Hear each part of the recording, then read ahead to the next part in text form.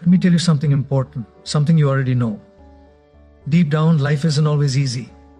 It never promised it would be. It promised nothing. And yet it delivers everything. Opportunity and challenge.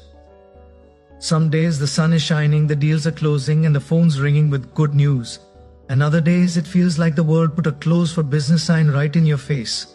That's life. It's not what happens that matters most. It's what you do about what happens. See, anybody can smile when the bank account is full and the health report is good. Anybody can sing when the crowd is cheering. But the real test of character is how you show up when the storm clouds roll in. The question today is not, will life get tough? The question is, when it does, will you still choose to be strong? Will you still choose to be positive? Because here's the truth, plain and simple. You can't always control the events, but you can always control your spirit. You can build an attitude so strong that even when the world shakes, you don't crumble. Today, I want to give you the tools, not fantasy, but real practical tools to stay positive, to stay focused, and to stay powerful even when life does its worst. If you're ready to stop being tossed around by every bad day, if you're ready to build an unshakable mindset, then listen carefully, because what you'll hear today could change everything. Let's get started. Understand that tough times are part of the deal. Let's get one thing straight right from the beginning. Tough times are not a mistake. They're not a glitch in the system. They are part of the deal we signed up for when we showed up on this planet. See, somebody asked me once, Jim, why is life so hard sometimes? I said, well, that's easy, because if it wasn't hard, you and I wouldn't grow. We wouldn't stretch. We wouldn't dig deep enough to discover who we really are. Life is designed with difficulty built right in, and that's not bad news. That's good news.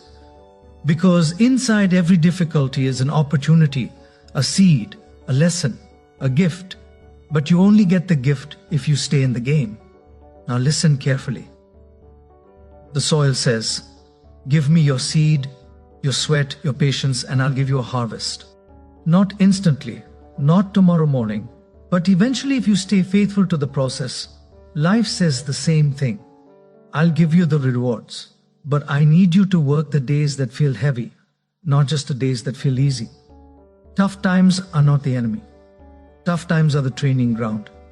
They sharpen you. They prepare you. They introduce you to strengths you didn't know you had.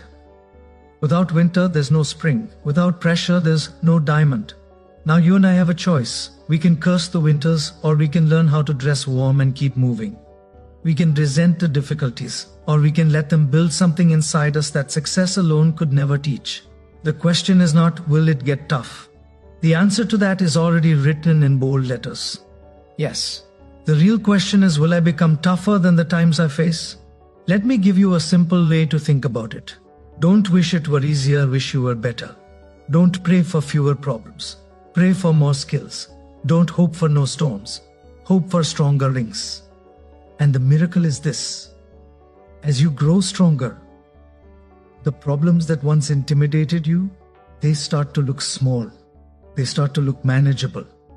They start to look like stepping stones instead of obstacles. That's the deal, my friend. That's the agreement you and I have with life. It's not designed for your comfort. It's designed for your growth. So the next time life pushes you, push back harder. The next time you feel stretched, stretch farther. The next time the winds blow, use them to lift your wings. Remember, you don't build a great life by walking an easy path. You build a great life by walking the path. No matter how rough, with courage, wisdom, and a positive spirit. So today, settle it once and for all. Tough times are part of the deal. And you are tougher than you think. Let's move on. Protect the garden of your mind. Now, after you understand that tough times are part of the deal, here's your next assignment. You must protect the garden of your mind. Because let me tell you something, your mind is a garden. It's not a desert. It's not a machine. It's a living, breathing garden. And just like any garden, if you don't take care of it, something will grow. And most of the time, it won't be good. See, if you plant good seeds, ideas, disciplines, encouragement, you get a good harvest. If you're careless, if you're lazy, then the weeds show up. And let me warn you, weeds don't need watering. Weeds don't need encouragement. They just show up automatically. Negativity, doubt, fear, pessimism. You don't have to ask for them. They come free of charge, right on schedule if you don't protect your mind. The question is, are you the gardener or are you the victim of the weeds? It starts with what you allow into your thinking. Input equals output. What you listen to, what you watch, what you read, who you associate with, all these things are seeds. And whether you know it or not, they are growing something inside you every day. Now you and I have a decision to make. Will we choose what gets planted, or will we let anything and everything take root? Some people spend hours planting negative seeds without realizing it. They watch the news until midnight, filling their mind with tragedy and disaster. They gossip with complainers, listening to stories of failure and resentment. They let pessimists rent space in their head for free. And then they wonder why their hope is wilting, why their courage feels dry, why their dreams seem buried under doubt. It's simple. The weeds have taken over. But the good news is you can take back control. You can pull the weeds and replant the seeds. You can become the master gardener of your mind. How? You start by being intentional about what you feed your thoughts. You feed your mind books that inspire you, not discourage you. You feed your mind voices that lift you, not drag you down. You feed your mind ideas that challenge you to grow, not excuses to stay small. And you starve the weeds. You limit the noise. You walk away from gossip. You turn off the negativity. You say to yourself, not in my garden. Because if you don't stand guard at the door of your mind, somebody else or something else will walk right in.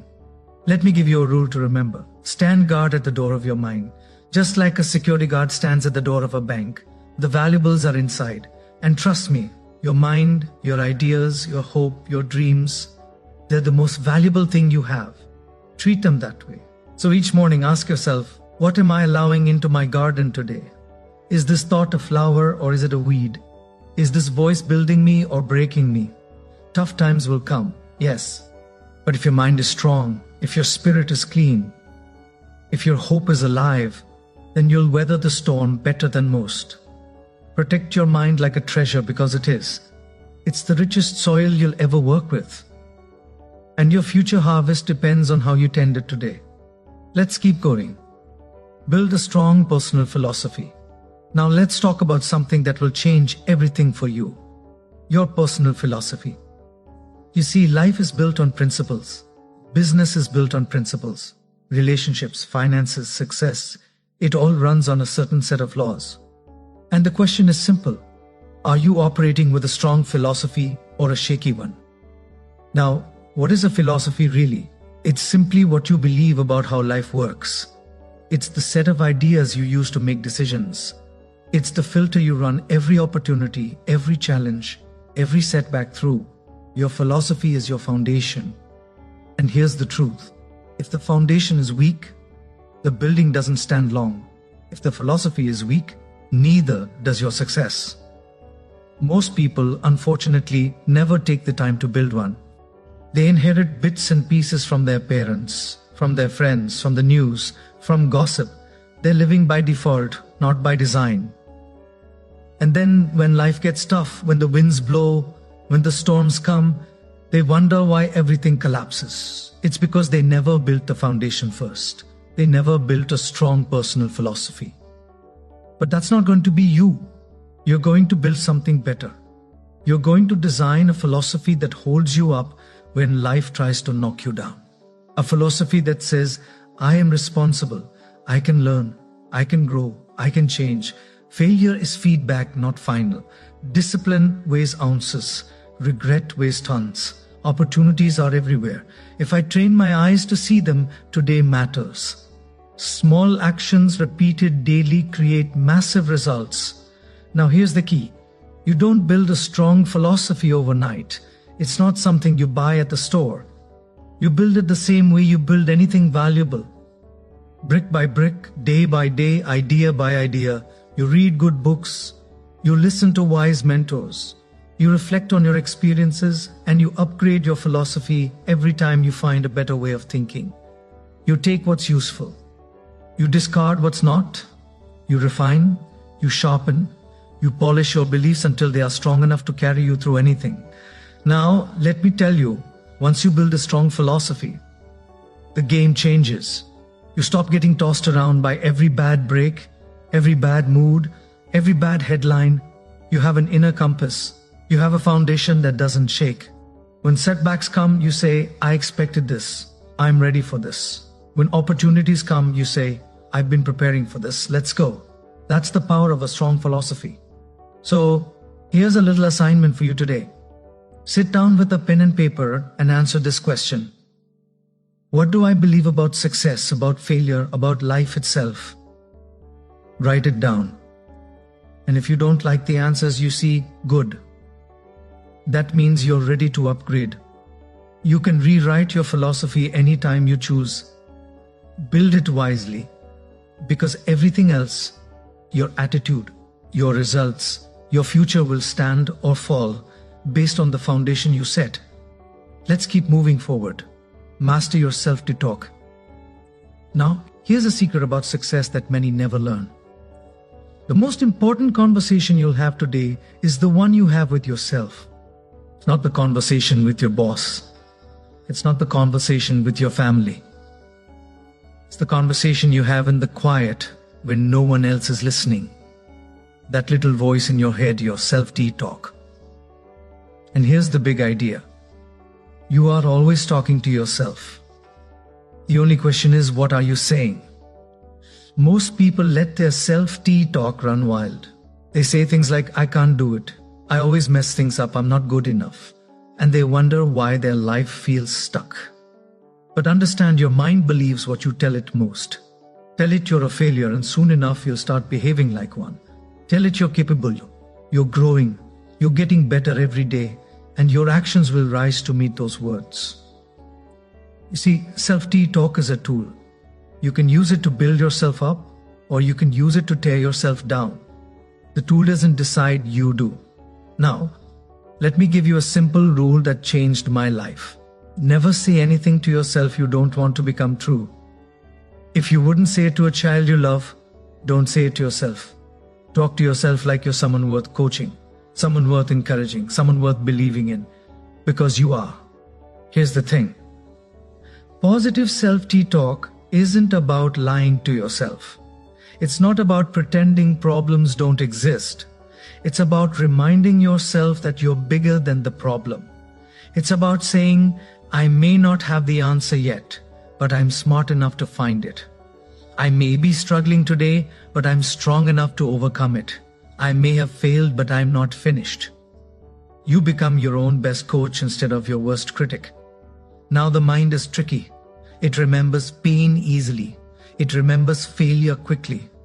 You have to work harder to plant confidence. You have to work daily to cultivate belief. That's why self-talk isn't a one-time pep talk. It's a daily discipline. You build it like you build a muscle. Repetition, consistency, intention. So here's your assignment. Starting today, catch yourself. Catch those moments when the voice in your head turns negative and answer back.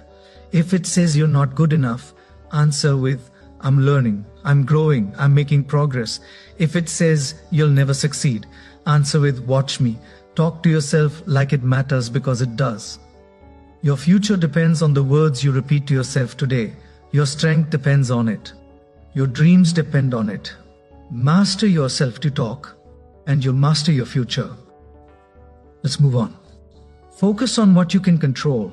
One of the greatest lessons you can learn in life is this. You can't control everything, but you can always control something. And that's enough to change everything. See, too many people waste their energy, their best energy, worrying about things they have no say over. The economy, the weather, what other people think, what other people say, what other people do. Now listen carefully. Worrying about things outside your control is like trying to sail a ship without touching the wheel. You drift, you stress, you get nowhere. But when you focus on what's in your control, your attitude, your effort, your decisions, your character, then suddenly you become powerful. You stop being a victim of circumstance and you start becoming a creator of your own future. Here's a simple truth. Life gets lighter the moment you stop carrying what isn't yours to carry. You can't control the traffic, but you can control your patience. You can't control the storm, but you can control how well you prepare. You can't control whether the market goes up or down, but you can control your skills, your service, your value. Focus on what's inside your hands, not what's outside your reach. Now, you might say, but Jim, what about real problems? What about things that affect me? And I understand, but the solution is the same. Do what you can where you are with what you have. If you can influence something, take action. If you can't influence it, release it. Control what you feed your mind. Control the words that come out of your mouth. Control the habits you build each day. Control how you treat other people. Control how you show up when it's hard. Because here's what I promise you. If you master what's inside your control, the things outside your control lose their power over you. The world can be chaotic, but you can be calm. The economy can be unstable, but you can be steady.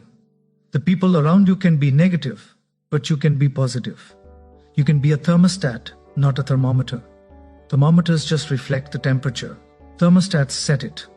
Be the one who sets the temperature of your own life. Here's your assignment today. Take out a sheet of paper, draw a line down the middle.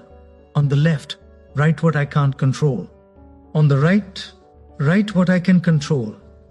And starting today, every time your mind drifts to the left side, gently, firmly bring it back to the right side. Train yourself to spend your energy only where it counts, because energy is precious. Focus is priceless, and your future depends on where you aim both. Focus on what you can control and watch your life transform. Let's continue. Choose your associations wisely. Now, here's a law of life you can take to the bank. You will become like the people you spend the most time with. If you spend your days with negative people, bitter people, angry people, you will find their attitudes starting to rub off on you. Their doubt will leak into your dreams. Their bitterness will cloud your optimism. Their fear will weigh down your ambition. Association is powerful, more powerful than most people realize. When I first heard that, it shook me awake. I realized if I wanted to change my life, I had to start by changing my circle. Now, don't misunderstand. This isn't about judging people harshly. It's about protecting your future. It's about guarding your potential. It's about being wise, not careless. See, some people are lifters. They lift your spirits. They lift your thinking. They lift your standard. You leave their presence better than when you arrived. Others, unfortunately, are leaners. They lean on your energy. They lean on your optimism. They lean on your kindness until you've got nothing left. And some, they're worse than leaners. They're drainers. They don't just lean, they pull. They pull you down with their excuses, their complaints, their small thinking. Now your future is too valuable to leave it in the hands of drainers. So here's what you must do. Evaluate your associations. Ask yourself, who's bringing out the best in me? Who's pushing me to think bigger, live better, work harder? And on the flip side, who's pulling me down, making me smaller, feeding my doubts? Once you know you have three choices, disassociate, limit, or expand. Disassociate meaning there are some people you need to lovingly release from your life.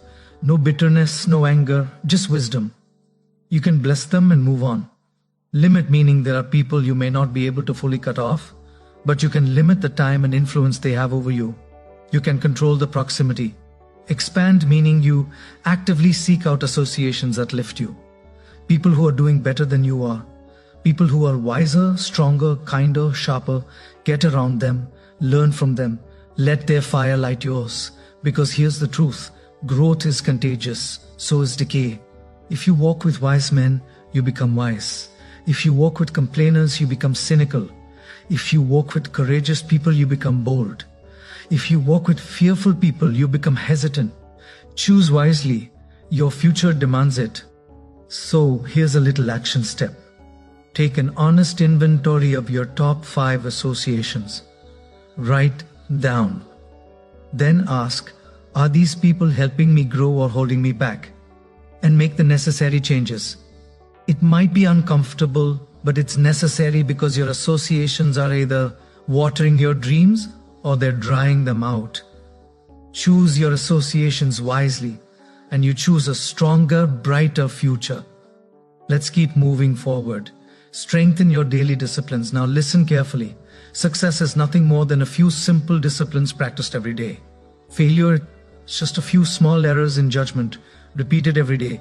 The gap between success and failure isn't a mile wide. It's a few simple decisions made over and over again. Discipline is the bridge between goals and accomplishment. Now, here's the catch. Discipline isn't exciting at first. It's not glamorous. It doesn't always feel good, but it works. And it's always working whether you feel it or not. You see, when the days get tough, when life feels heavy, when the storms come, your discipline becomes your anchor. It's not motivation that saves you. Motivation fades. Discipline stays. When you're tired, discipline shows up. When you're discouraged, discipline shows up. When you're uncertain, discipline shows up.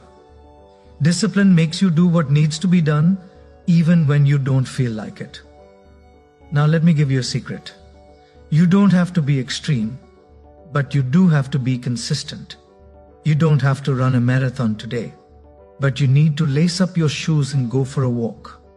You don't have to write a whole book today, but you need to write one page. You don't have to master your craft in a week, but you need to practice today. Small disciplines multiplied over time create massive results. And here's the beautiful thing. Discipline gets easier. It's like a muscle. The more you use it, the stronger it gets. At first, it feels heavy. It feels awkward. It feels uncomfortable. But if you keep showing up, what once was hard becomes easy, and what once seemed impossible becomes inevitable. Let me ask you, what are your daily disciplines right now? Are they leading you toward the life you want, or are they quietly drifting you further away? Every day, in every way, you're either building your future or you're selling it off one undisciplined moment at a time. The price of discipline is always less than the price of regret. Now, here's your assignment. Choose 3 simple disciplines that you'll commit to no matter what. They don't have to be dramatic, they just have to be daily. Maybe it's 10 minutes of reading. Maybe it's 30 minutes of exercise. Maybe it's writing down your goals every morning. Maybe it's speaking a word of encouragement to someone every day. Pick your 3. Start today. Stay consistent, because when life gets tough, and it will, it's your disciplines that will carry you forward. Strengthen your daily disciplines, and you'll strengthen your entire life. Let's keep going. Turn pain into purpose. Now, here's a truth you need to hear. Pain is inevitable, but suffering is optional. Every one of us, if we live long enough, is going to walk through seasons of pain. The question is not, will it happen? The question is, what will I do with it when it comes? See, you have 2 choices. You can let pain define you, or you can let pain refine you. You can let it shrink you, or you can let it strengthen you. You can let it harden your heart, or you can let it sharpen your vision. Pain by itself doesn't make you stronger. It's how you respond to it that determines what it becomes. Now, I'll be honest. Pain often feels unfair. It often feels senseless. And in the moment, it's tempting to get bitter, to get resentful, to give up. But here's the key. If you can find purpose inside your pain, you can turn your wounds into wisdom. You can turn your heartbreak into a breakthrough. You can turn your story of struggle into someone else's story of hope. That's the highest use of pain, to make you better, not bitter. Now, how do you do that? First, you must accept it. Don't deny it. Don't bury it. Pain ignored doesn't heal. It first. Face it with courage. Say, yes, this hurts, but it won't break me. Second, you must ask better questions. Not why me, but what now? Not why did this happen, but how can I use this to grow, to teach, to serve? Third, you must put it to work. Channel the energy. Use the lessons. Turn your scars into service. Maybe your pain teaches you compassion. Maybe your struggle makes you a better leader. Maybe your disappointment gives you deeper wisdom.